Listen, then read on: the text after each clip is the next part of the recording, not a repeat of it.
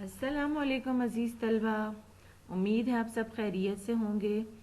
آپ کو اور نئے آنے والے تمام طالب علموں کو میرے روشن سحر اسکول میں خوش آمدید۔ عزیز طلبہ، آج کا ہمارا سبق ہے فعل کی اقسام بلحاظ فاعل۔ عزیز طلبہ، آپ پہلے جان چکے ہیں کہ فعل، فاعل اور مفعول کیا ہیں۔ آج ہم ان کی مزید اقسام پڑھیں گے کہ فعل کی مزید کتنی اقسام ہیں بلحاظ فاعل۔ فاعل کے لحاظ سے فعل کی مندرجہ ذیل دو قسمیں ہیں۔ عزیز طلبہ، اب ہم جانیں گے کہ یہ دو قسمیں کون کون سی ہیں۔ جی ہاں، تو یہ قسمیں ہیں فعل معروف اور فعل مجہول۔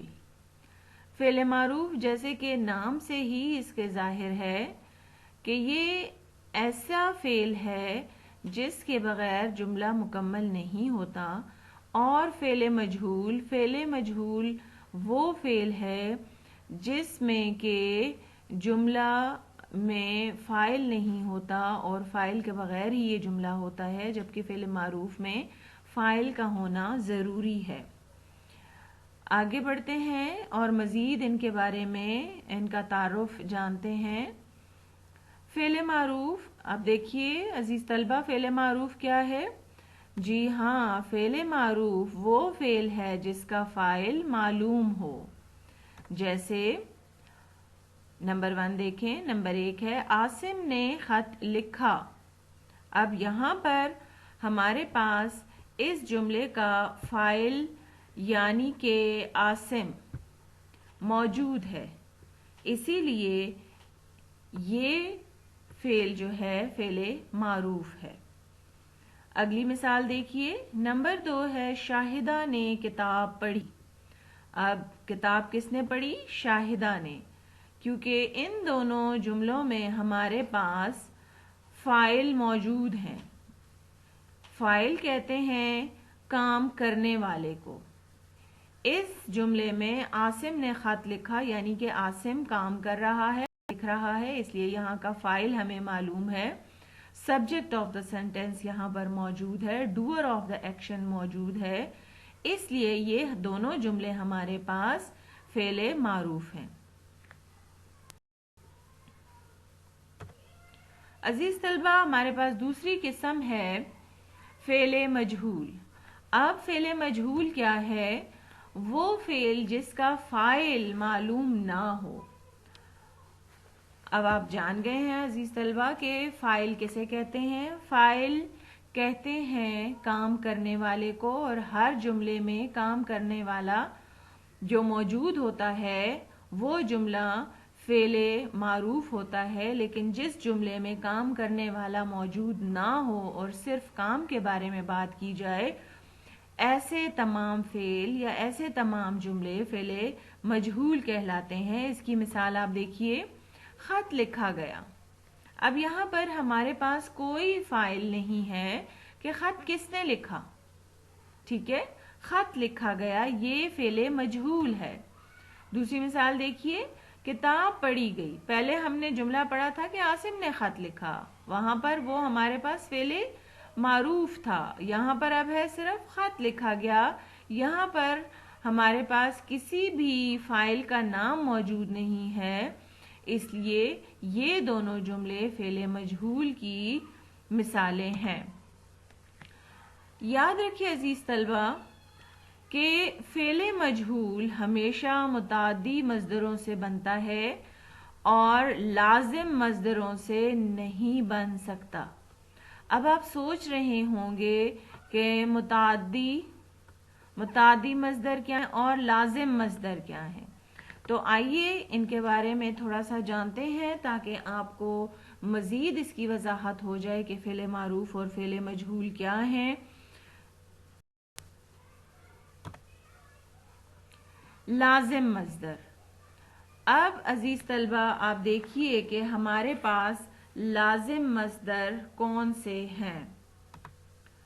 وہ مصدر جس سے بننے والے فعل کے لیے صرف فاعل کی ضرورت ہو، جیسے دوڑنا، یہاں پر دوڑنا ہمارے پاس فعل ہے، لیکن اس کے لیے جب ہم فاعل اس کے ساتھ لگا دیتے ہیں تو ہمارا جملہ مکمل ہو جاتا ہے۔ دوسری قسم دیکھیے متعدی مصدر۔ اب متعدی مصدر کیا ہے؟ وہ مصدر جس سے بننے والے فعل کے لیے مفعول کی بھی ضرورت ہو، مثلا لکھنا۔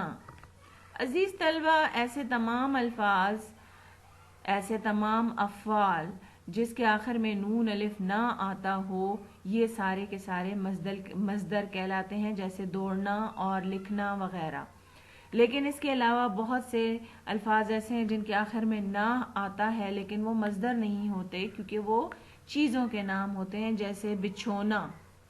بچھونا میں بھی نون الف نہ آ رہا ہے لیکن یہ چیز کا نام ہے، لیکن مصدر کیا ہوتے ہیں؟ کام ہوتے ہیں، ورب ہوتے ہیں، ٹھیک ہے؟ اس لیے لکھنا اور دوڑنا یہ مصدر ہیں جن کو ہم آگے مزید تبدیل کر سکتے ہیں جمع اور واحد کے لحاظ سے۔ آگے بڑھتے ہیں عزیز طلبہ، تاکہ آپ کو مزید لازم مصدر اور متعدی مصدر امید ہے آپ کو سمجھ آگے۔ لازم مصدر کیا ہیں دیکھ لیجئے۔ زید دوڑا، یہاں پر دوڑنا ہم نے پڑھا تھا کہ مصدر لازم ہے۔ دوڑنا جو ہے لازم مصدر ہے اور اس کے لیے ہمیں چاہیے فاعل۔ یہاں پر ہمارے پاس فاعل ہے زید، زید دوڑا، اس لیے اس طرح ہمارا یہ جملہ جو ہے اپنے معنی کو واضح کر رہا ہے، مطلب پوری طریقے سے ہماری سمجھ میں آ رہا ہے کہ زید دوڑا۔ اب دیکھیے جو متعدی مصدر ہوتے ہیں اس کی مثال آپ دیکھیں کہ کیا فرق ہے۔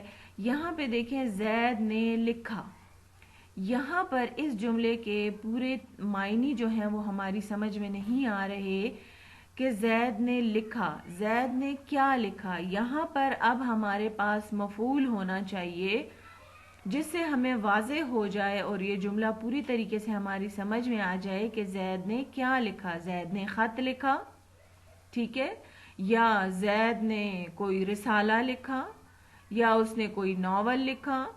اس لیے یاد رکھیے کہ متعدی مصدر میں مفعول کا ہونا ضروری ہوتا ہے، اسی طرح لازم مصدر میں فاعل کا ہونا ضروری ہے۔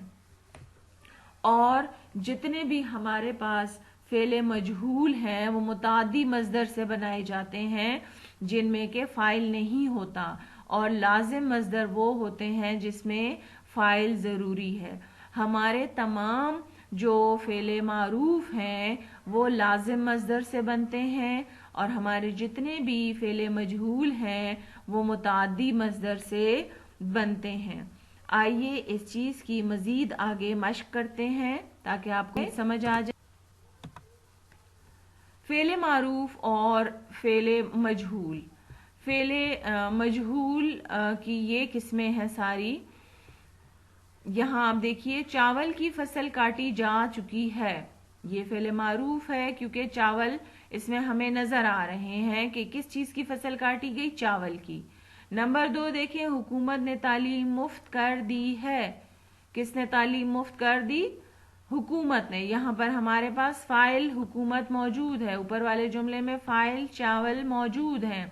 نمبر 3 دیکھیے، شائق نے اپنا داخلہ فارم بھر دیا ہے۔